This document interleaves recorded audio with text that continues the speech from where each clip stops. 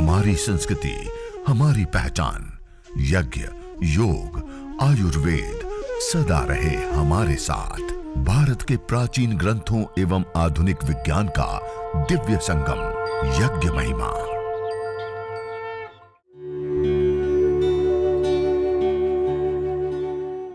भारतीय संस्कृति में यज्ञ, योग एवं आयुर्वेद जैसी अमूल्य विद्याएं हैं, जिसका मूल है वेद।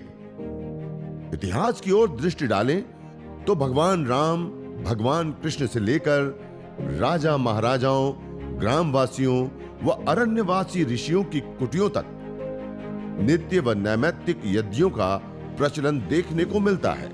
और साइंटिफिकली भी, रिसर्चों के माध्यम से भी यह सिद्ध हुआ है कि यज्ञ करने पर, हवन करने पर, अग्निहोत्र करने पर समस्त प्रकार के रोग, दोष, ताप, संताप दूर होते हैं। बैक्टीरिया, वायरस, फंगस से हमारा बचाव हो जाता है। इसी प्रकार इस हवन को करने पर ये जो धूम्र उठता है, ऑर्गेनिक मॉलिक्यूल्स वायुमंडल के अंदर आते हैं, तो इस मॉलिक्यूल्स वायुमंडल में आने से एटॉमिक रेडिएशन और इलेक्ट्रोमैग्नेटिक रेडिएशन, दोनों ही प्रकार के रेडिएशन भी दूर होते हैं। डॉक्टर वाई के विजय जी जयपुर यूनिवर्सिटी में और डॉक्टर ममता Saxena ji centre pollution government board में, दोनों ने अलग अलग स्थानों पर अलग अलग कई परीक्षण करके बताएं कि हवन करने पर हमारा रेडिएशन से भी बचाव हो जाता है। कितनी बड़ी बात है। और उसके साथ साथ देखिए, आज हम सब वायु प्रदूषण से भारी मात्रा में प्रभावित है। आज हम पेट्रोल, डीजल, कोयला आदि जलाते हैं। SOx, NOx, CFC आदि हानिकारक जहरीली गैसें बड़ी भारी मात्रा में इस वायुमंडल के अंदर मिल चुकी है, जिसके परिणाम स्वरूप आज बहुत बड़ी मात्रा में जान माल की हानि हो रही है। WHO के ही आंकड़े देखें तो हम हजारों करोड़ की दवाइयां खाते हैं, उसके बावजूद केवल वायु प्रदूषण से 70 लाख से अधिक लोग मौत के मुंह में समा जाते हैं। बैक्टीरिया, वायरस और फंगस के कारण 2.25 करोड़ लोग मौत के मुंह में समा जाते हैं। कितनी बड़ी हानि हो रही है। और इस यज्ञ को करने पर बैक्टीरिया, वायरस, फंगस को भी हम दूर करके स्वास्थ्य, आरोग्य प्राप्त कर सकते हैं। और हवन करके हम वायु प्रदूषण, SOx, NOx, CFC आदि, अभी पिछले दिनों एक रिसर्च सामने आई, गाय के गोबर के कंडे उपले जलाने पर वायुमंडल के अंदर SOx, NOx की मात्रा 43 से 45% तक डाउन आ जाती है, गाय के उपले। और अभी हमने एक रिसर्च स्टडी की, उसमें हवन का जो धूम्र उठता है, इस धूम्र को जब एनालाइज किया तो इस धूम्र के अंदर भारी मात्रा में माइक्रोबायल एक्टिविटी देने वाले कंपोनेंट्स होते हैं। और इसको जब हम घर के अंदर फैलने देते हैं, जो 2.25 करोड़ लोगों की बीमारियों का कारण मौत होती है, उसके कारणभूत जो बैक्टीरिया, वायरस, फंगस आदि होते हैं, वो भी 5 मिनट का यज्ञ करने पर 65% से 96% तक नष्ट हो जाते हैं। कितनी बड़ी बात है। हम इतना सा यज्ञ कर ले तो हम अपने पूरे परिवार को वायु प्रदूषण से, रेडिएशन से और बैक्टीरिया, वायरस, फंगस से हम बचा सकते हैं। अभी कुछ ही दिनों में होली का पर्व आ रहा है। होली के पर्व पर हम सब होलिका दहन करते हैं। उस समय उसको कहते हैं वासंती नवसस्येष्टि। क्या कहते हैं? क्या कहते हैं? वासंती नवसस्येष्टि। नव सस्य, सस्य सामला आपने सुना ना? सस्य किसको कहते हैं? जो धान होते हैं, अन्न होते हैं। नव सस्य, नए धान, नए अन्न अभी पकते हैं। नए नव सस्य। इष्टि, इष्टि कहते हैं होम को, हवन को। किसको कहते हैं? यज्ञ को। नए अन्नों का वसंत ऋतु में पकने वाले जो नए अन्न होता है, उसका सेवन करने से पहले उसका हवन करके देव पूजन किया जाता है, समर्पित किया जाता है। अग्नि, वायु, जल, पृथ्वी, सूर्य, चंद्र, नक्षत्र, इन सब के सहयोग से वो चीजें हमें मिलती हैं, तो हम सेवन करने से पहले देवताओं को अर्पित, समर्पित करते हैं। और होली के ऊपर ऋतु परिवर्तन होते हैं। ऋतु परिवर्तन के ऊपर भारी मात्रा में रोग फैलते हैं। उन रोगों का उपद्रव ना हो, अनागत रोगों को दूर करने का उपाय होता है भेषज यज्ञ। क्या होता है? भेषज यज्ञ, औषधीय यज्ञ। होली का पर्व भेषज यज्ञ है। क्या है? भेषज यज्ञ। वासंती नवसस्येष्टि है। वसंत महीने में आने वाले नवान्नों को देवताओं को आहुति दे करके और हम इस पर्व को मनाते हैं। भेषज यज्ञ होता है और उस समय बड़ी मात्रा में अन्न औषधियां आदि की विशेष आहुतियां यज्ञाग्नि के अंदर दे करके इस अथाह वायुमंडल के अंदर औषधीय तत्वों को फैला करके हम अनागत जो आने वाले रोग है, ऋतु परिवर्तन के ऊपर घर घर में सर्दी जुकाम बुखार से लेकर के अलग अलग प्रकार के रोग होते हैं, उन रोगों को आने से पहले ही हम रोक सकते हैं यदि होलिका दहन पे हम बड़ी मात्रा में औषधियों की आहुति दें और उसमें लकड़ी और अलग अलग चीजें लोग जलाते, वो ना जलाए, उसमें गाय के गोबर के उपले, गाय के गोबर की लकड़ी जलाए, तो हम उस होली पर्व को एक प्रदूषण का पर्व नहीं, प्रकाश का पर्व बना सकते हैं। और आज हमें आवश्यकता नहीं, अनिवार्यता है। आज सब लोग डरे हुए, कई लोगों ने मास्क लगा रखे अभी भी बैक्टीरिया वायरस फंगस से। इस होली पर्व पर जैसे मैंने कहा ना, ये 5 मिनट का यज्ञ करने पर 65% से 96% तक बैक्टीरिया वायरस खत्म हो जाते हैं। कितनी मिनट में? कितना छोटा सा यज्ञ है। और हम जब होली का दहन करते हैं उस समय सारे नगर के सब लोग सम्मिलित होते हैं, सब लोग अपने अपने परिवार की ओर से 1-1 किलो हवन सामग्री की आहुति दें और उस होलिका दहन को करें। हर नगर में होते हैं, हर स्थान पे होते हैं और इस प्रकार से करें तो इस अथाह वायु के समुद्र के अंदर इस औषधीय तत्वों को मिला करके पूरे नगर को एक स्वर्ग जैसा रोग रहित हम बना सकते हैं। और लकड़ी का दहन करते हैं तो जंगल कटते हैं लोग। हम पूरे भारत का हिसाब लगाएं, जो हर नगरों में शहरों में सब जगह पे होली जलाता है, मेट्रिक टनों में हम 3 से 4 घंटे में लकड़ी जला देते हैं। कितने? 3-4 घंटे में होलिका दहन पे हम मेट्रिक टनों में लकड़ी जला देते हैं। उसके स्थान पे हम खाली एक निर्णय ले कि हमारी आसपास की गौशाला को हम कहें कि कंडे बना करके दे और उस कंडों को हम जो लकड़ी में पैसा लगाते हैं वो पैसा उसको दें और उसका प्रयोग करें तो गौशाला आत्मनिर्भर होगी। उसके साथ साथ वायुमंडल के अंदर जैसे मैंने कहा ना, गाय के गोबर के उपले या स्टिक जलाने पर SOx, NOx आदि जो हानिकारक जहरीली गैसें हैं वो कम हो जाती है, दूर होती हैं। और उसके साथ साथ एक विशुद्ध यज्ञ का रूप और उसमें गायत्री मंत्र का साउंड सिस्टम लगा कर गायत्री मंत्र से सब लोग अपनी ओर से 1-1 किलो की सामग्री की आहुति दें तो ये इतना बड़ा भेषज यज्ञ होगा कि पंचभूतात्मक पिंड से लेकर के पंचभूतात्मक इस सारे ब्रह्मांड में एक साथ शोधन हो जाएगा। पूरे भारत में होती है होलियां, तो पूरे भारत की होलियों को हमें शोधन करना है। उसमें औषधियों की आहुतियां देंगे, उसमें अबाड़ कबाड़ नई चीजें जलाएंगे। तो ये बहुत बड़ी विशेष चीज है कि हम यदि ये कोरोना काल के अंदर इस चीज को करते हैं तो हम बैक्टीरिया वायरस फंगस कोरोना का पूरे भारतवर्ष से उन्मूलन कर सकते हैं। इतनी बड़ी ताकत है इसके अंदर।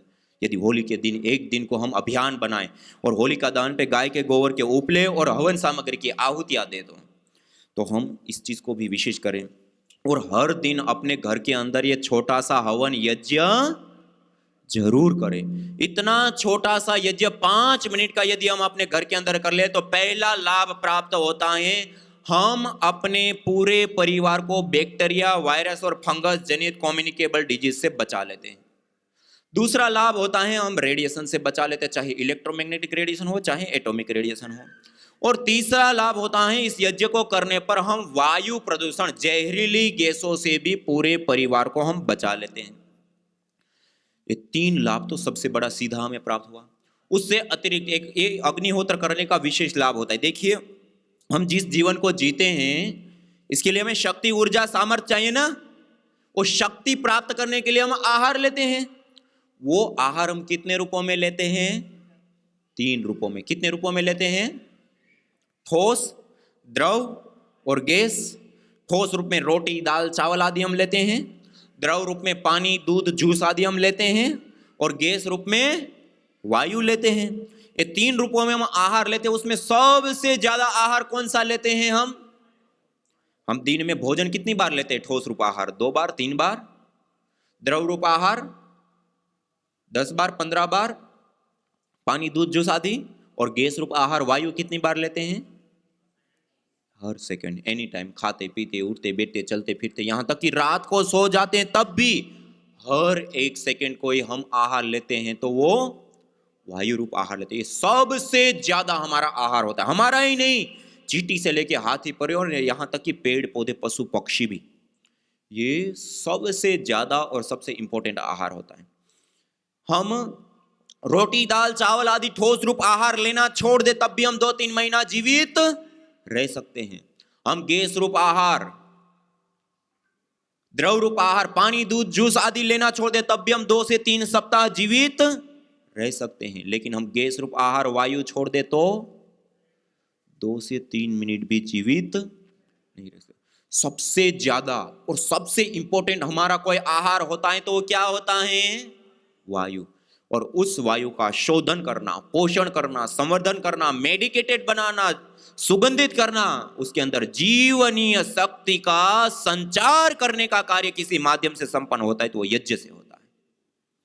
इसलिए हम अपने घर के अंदर छोटा सा हवन करके अपने पूरे परिवार का सबसे ज्यादा और सबसे इंपॉर्टेंट, जिसके बिना हमारा 2 मिनट भी जीवन नहीं चल सकता है, उस आहार का 5 मिनट यज्ञ करके हम उसका निर्माण कर देते। इतनी बड़ी विद्या। उसके साथ साथ यह यज्ञ एक चिकित्सा पद्धति है। क्या है? आयुर्वेद के अंदर 3 प्रकार की चिकित्सा पद्धतियां बताई, देव व्यपाशय, युक्ति व्यपाशय, सत्वाउजय।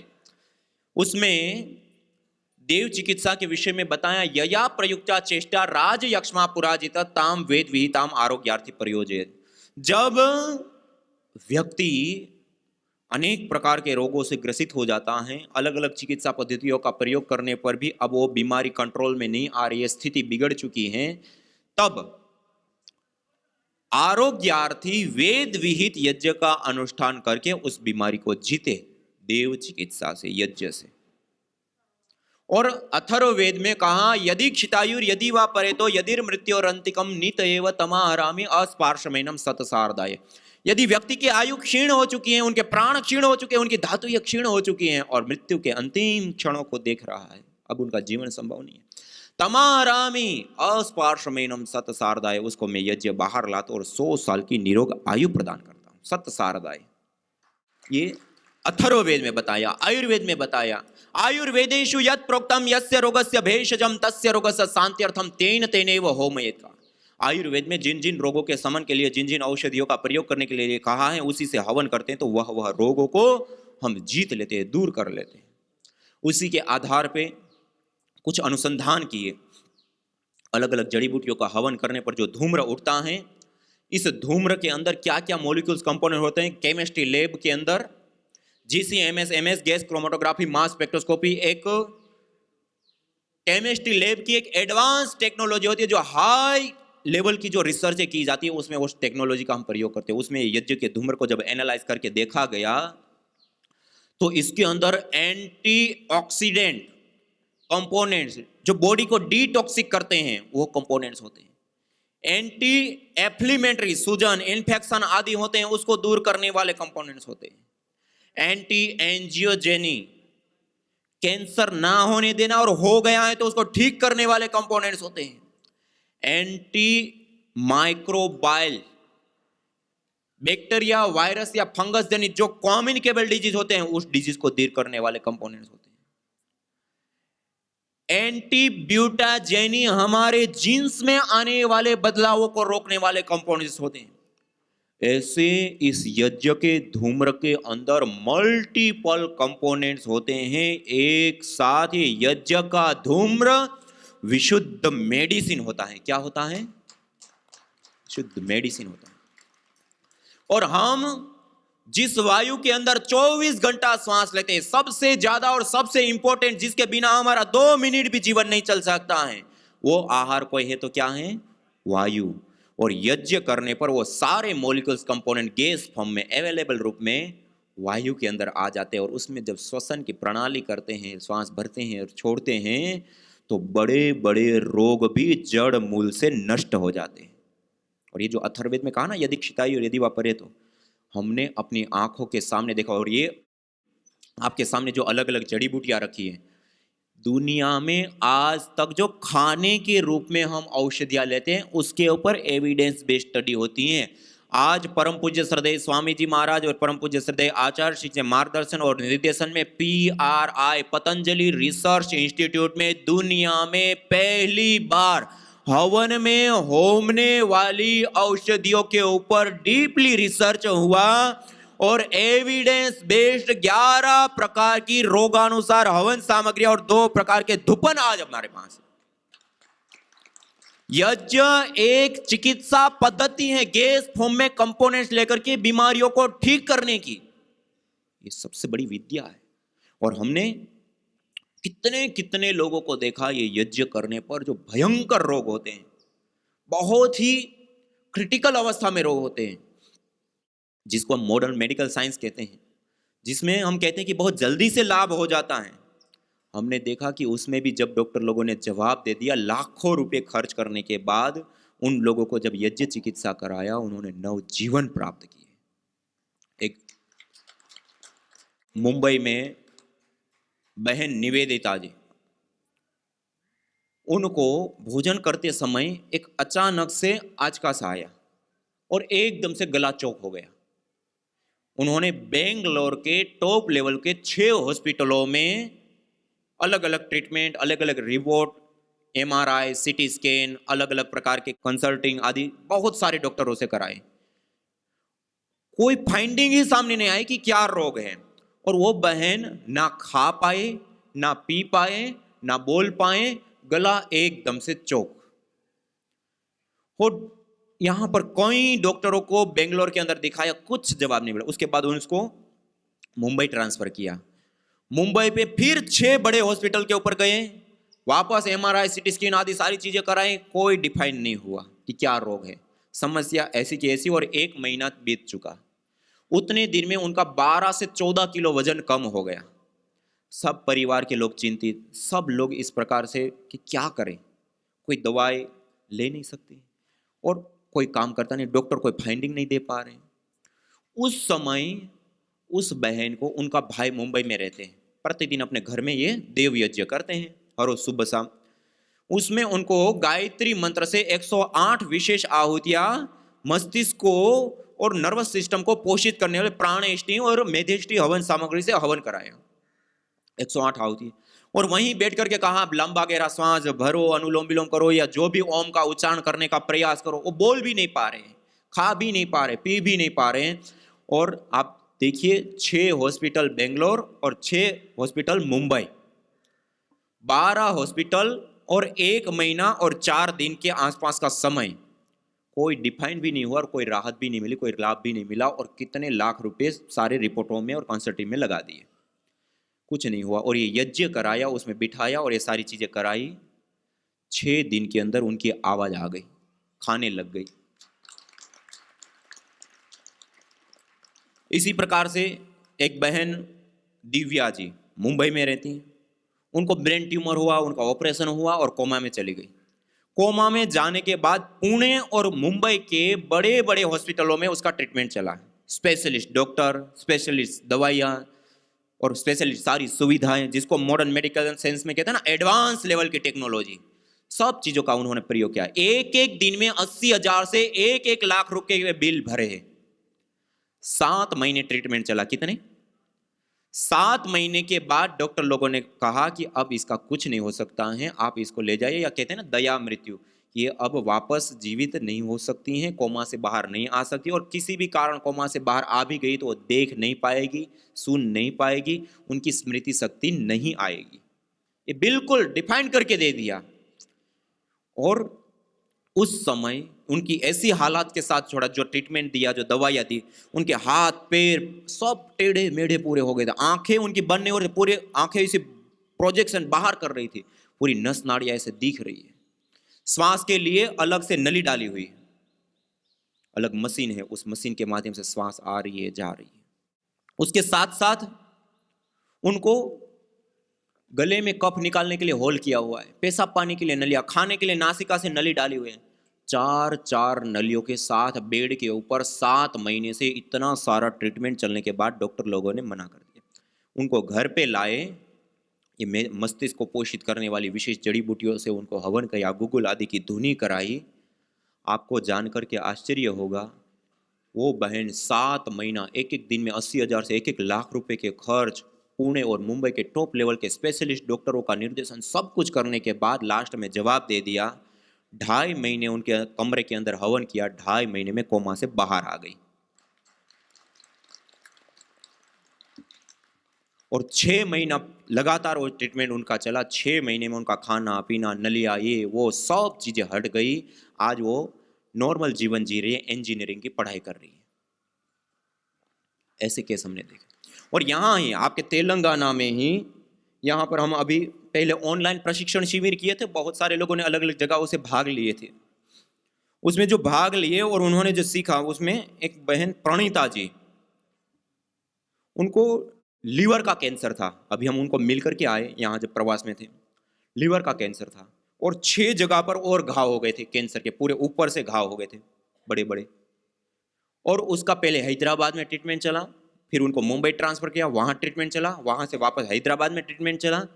और लास्ट में हर ट्रीटमेंट के बाद उनकी स्थिति बिगड़ रही थी। लास्ट में डॉक्टर लोग ने कहा कि आप आपकी लास्ट ट्रीटमेंट है, इसके बाद हम ट्रीटमेंट नहीं दे सकते, जो कर सकते हैं आप सेवा कीजिए। अब उसका जीवन वह नहीं है, ऐसी अवस्था में छोड़ दिया। उस समय उनके घर में उन्होंने प्रतिदिन कर्कटेष्टि हवन सामग्री विशेष होती है, उससे हवन करना और उसमें प्राणायाम करना चालू किया। आपको जानकर के आश्चर्य होगा, हम अभी वहां प्रवास में गए, वो दोनों ही रिपोर्ट लेकर के शिविर में आए कि स्वामी जी ये फाइल रही। हमें डॉक्टर लोगों ने जवाब दे दिया था और 57 लाख रुपए खर्च किए, 2 साल हमने ट्रीटमेंट लिया और अंतिम में जवाब दे दिया था। अभी 145 या ऐसे कुछ, मेरे को 100 के ऊपर कुछ दिन बताएं, इतने दिन से हम यज्ञ चिकित्सा कर रहे हैं, हमारी रिपोर्ट नॉर्मल आ गई। उनको पूछा कितना खर्च हुआ यज्ञ में, तो और उसमें उस ट्रीटमेंट में 2 साल में 57 लाख रुपए खर्च किए और यज्ञ ट्रीटमेंट में वो कहा कि 10,000 का भी अभी हमारा खर्च नहीं हुआ है और ठीक हो गया। इसी प्रकार एक बहन मिली, रेखा जी, उनको ब्रेस्ट कैंसर था और बोन का कैंसर था, दोनों ही प्रकार के कैंसर था। उन्होंने भी इसी प्रकार हैदराबाद में अलग अलग ट्रीटमेंट लिया, 32 लाख रुपए खर्च किए। उन्होंने तो अपना प्लाट या जमीन आदि थी, उनके पास पैसा नहीं था, वो बेच करके अपना ट्रीटमेंट कराया उन्होंने। और लास्ट में डॉक्टर लोगों ने कहा कि अब इसका हम कुछ नहीं कर सकते, स्थिति बिगड़ चुकी। उस समय उन्होंने भी कार्यकर्ताओं से यज्ञ आदि सिखाया, उनको प्रेरित किया, उन्होंने यज्ञ किया, उनका कैंसर कुछ दिनों में ठीक हो गया। इसी प्रकार यहीं पे हैदराबाद में ही हमने एक शिविर किया, महामाया करके एक माता जी आई, उनको ब्रेन ट्यूमर था, उनकी भी ऐसी स्थिति थी। उन्होंने भी यज्ञ किया, उसमें प्राणायाम आदि किया, ठीक हो गया। वो भी फाइल लेकर के आई कि देखिए हमारा ठीक हो गया।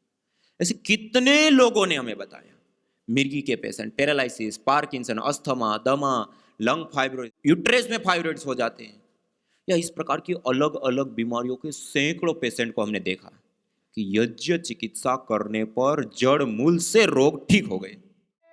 यज्ञ भारतीय संस्कृति की मुकुट मणि है, प्रतीक है, मूल है। मानव जीवन के हर पहलू के साथ यज्ञ जुड़ा हुआ है, चाहे वह संस्कार, चाहे पूजा पाठ, या फिर पर्व से लेकर हर शुभ अशुभ अवसरों में भी यज्ञ करने की सार्वभौमिक, वैज्ञानिक एवं पंथ निरपेक्ष पावनी परंपरा रही है। आइए हम संकल्प लें, संसार के श्रेष्ठतम कर्म यज्ञ को अपनाएं। पिंड और ब्रह्मांड में संतुलन कायम करने वाले यज्ञ को अपने जीवन का अभिन्न अंग बनाएं एवं प्रकृति मां के प्रति अपने ऋणों को अदा करें। विश्व स्वास्थ्य का एक नारा, यज्ञ से होगा जग उजियारा।